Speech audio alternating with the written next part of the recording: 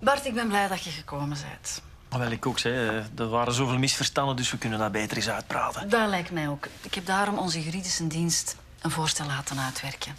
Wie dat die projecten verder uitwerkt of commercialiseert, kan mij eigenlijk niet schelen. Nu hoor ik je klappen, hè. Wel, hier lagen ze toch maar te liggen. Nou, wel, ik vond het al raar dat Van den Bossen die nog wou hebben en er uiteindelijk niks meer kan mee doen, omdat technisch er niet meer is. Ja. Nee, we zijn inderdaad niet van plan om die nog verder uit te werken. En ik vind het ook goed dat je inziet dat Van den Bossen er eigenlijk geen recht op heeft, aangezien dat ik dat allemaal ontwikkeld heb. Pas op, Bart, want dat heb ik niet gezegd. Ja, niet met zoveel woorden. Nee. Als ik zeg dat wij niet van plan zijn om ze verder uit te werken, dan bedoel ik daarmee dat we ze willen verkopen. Verkopen. Ja, als ik daar tenminste een eerlijke prijs voor kan krijgen. Voor iets waar dat je niks meer kunt mee doen. Voor iets waar dat wij behoorlijk veel investeringen voor hebben gedaan?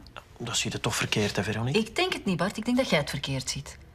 Kijk, als jij mij een correcte prijs kunt betalen, jij of via uw nieuwe werkgever, dan maken wij er verder geen probleem meer van. Dan gaan we er ook niet moeilijk over doen. Dus jij wilt dat Landtech betaalt aan u voor iets dat ik ontwikkeld heb? Wie dat betaalt, dat maakt mij niet uit. Ik bedoel, jij mocht dat ook uit uw eigen zak betalen.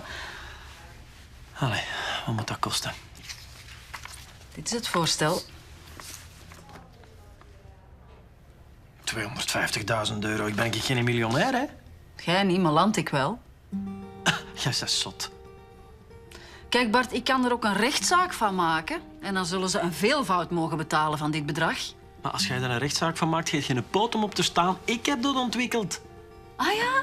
En jij helemaal alleen? Dacht het niet, hè, Bart? Ook Dirk heeft daar zijn aandeel in gehad. Een volledig researchteam heeft daarachter gezeten. Dat team dat is hier al lang niet meer en Dirk is totaal niet meer geïnteresseerd. Omdat Dirk ook heel erg goed weet dat hem daar helemaal geen recht op heeft. Ah, kom aan, Veronique. Kijk, Bart, ik maak u hier een fair voorstel. Het is te nemen of te laten. Een tweede kans krijg je niet. Geen tweede kans. En jij vindt deze fair voorstel. En stek het daar waar dat de zon niet schijnt. Ba-da-da-da-da.